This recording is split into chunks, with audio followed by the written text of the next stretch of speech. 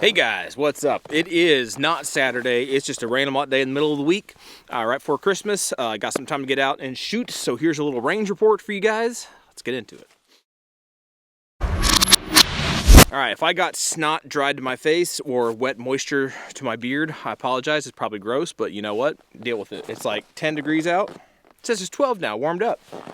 Speaking of it being cold, before we really get into stuff, this is an interesting little test. I loaded this guy up. This is our Foxtrot mic 9-inch upper. And just to see, because I've seen other people do it, didn't want to make a whole video about it. This guy is loaded, right? We're going to pour a little water in here. Look how fast that water turns to ice.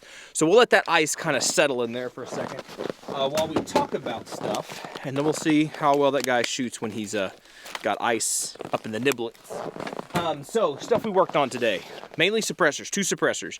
The Yankee Hill Sidewinder M2 in 9mm. And the RS9 from Resilient. Now, both of these suppressors, I thought I'd already done the reviews on them.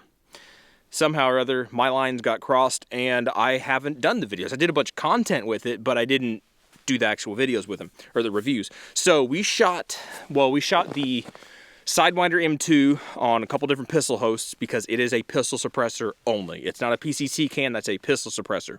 I don't even believe they have adapters or things for it to shoot it like fixed barrels or fixed spacers or whatever it's called, right? It's a pistol can, so we shot it on pistols. We also shot, like I said, this guy, the RS9. The RS9 is a little bit different.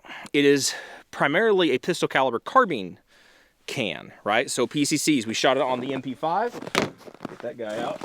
Kept him out before we put everything away. The MP5, fun gun. If you don't have an MP5, get one. Super cool. Anyway, shot it on this guy, sounded really good, I think. Shot it on some other 9mm hosts that we had. Also, and I didn't know this, it is rated for 300 blackout subsonic on an 8-inch or less, or 8-inch or longer barrel.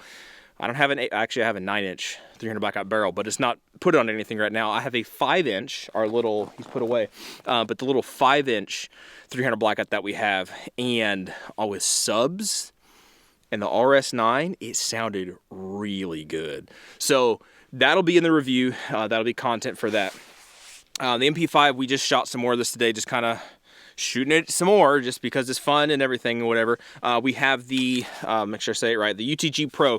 This is the MP5, well, obviously this is the rail system for it, right? So you get a Picatinny rail on top, you get M-locks around here, you have full, I'm wearing gloves and it's no problem to manipulate the charging handle, to do all that kind of thing. This is awesome. If you have an MP5 and you're not stuck in like, you know, it has to look like, you know, the MP5 from the greatest Christmas movie of all time, you know what I'm talking about.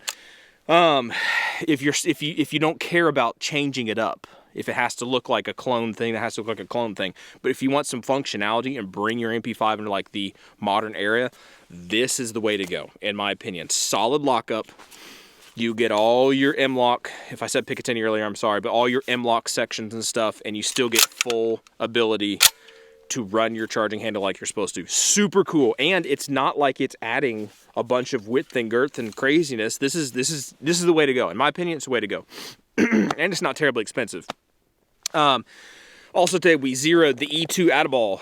This guy's been sitting on the shelf for a while. It wasn't operating the way that I liked it to operate. It wasn't holding zero. It was coming loose on the pistols that I had it mounted on. Wasn't being very impressed by it. But on this guy, I think we got it zeroed in. I think we got it Loctited in and everything. So really he's only zeroed at 20 yards, which isn't that much. But now that we can run this guy full auto and stuff, we'll leave it alone.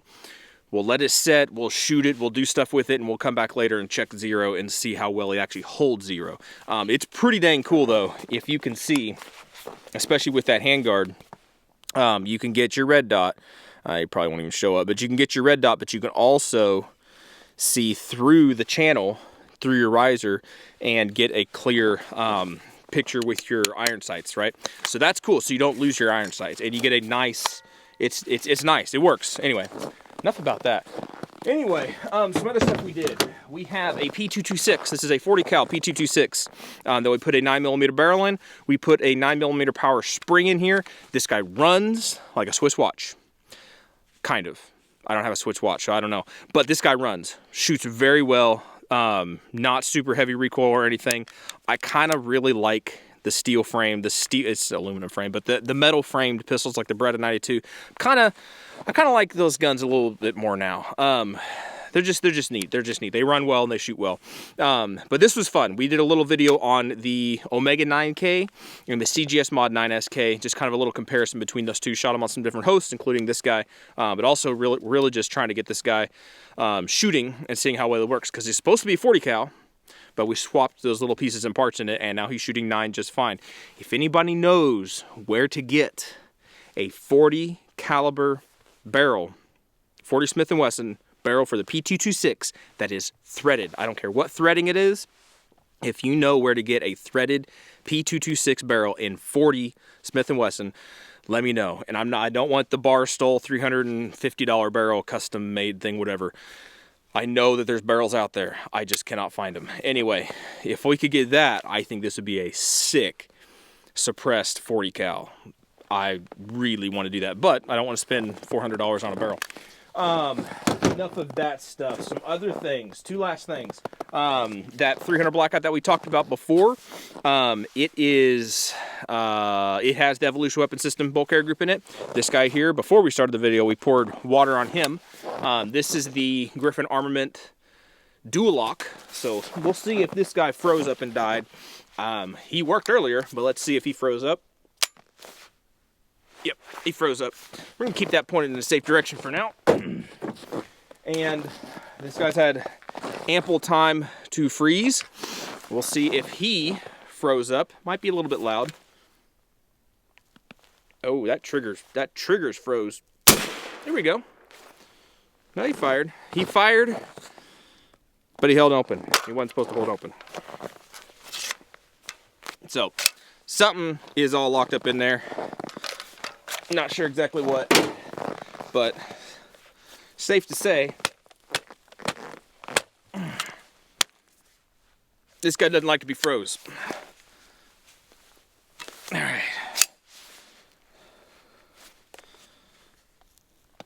Well, that's fun. It's cleared and safe, so it's fine. But there you go. You got one shot out of it. That trigger was really tight.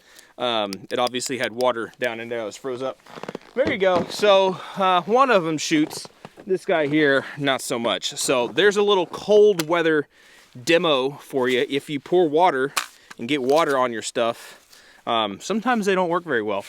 Anyway, guys, if you got questions about anything and the stuff you saw here, if you want more of this kind of weird content that didn't really mean anything about water and cold freezing stuff, let me know. We can make that kind of stuff happen. But anyway, that's it. Appreciate you guys. You'll have a wonderful holiday season, whether that be Christmas or New Year's or whenever you see this, or if you see this at another time of the year, whatever holidays are around your corner. That is cheesy and stupid. Merry Christmas. Y'all be good to be safe, and hopefully we'll catch you guys next year in a new video. See ya.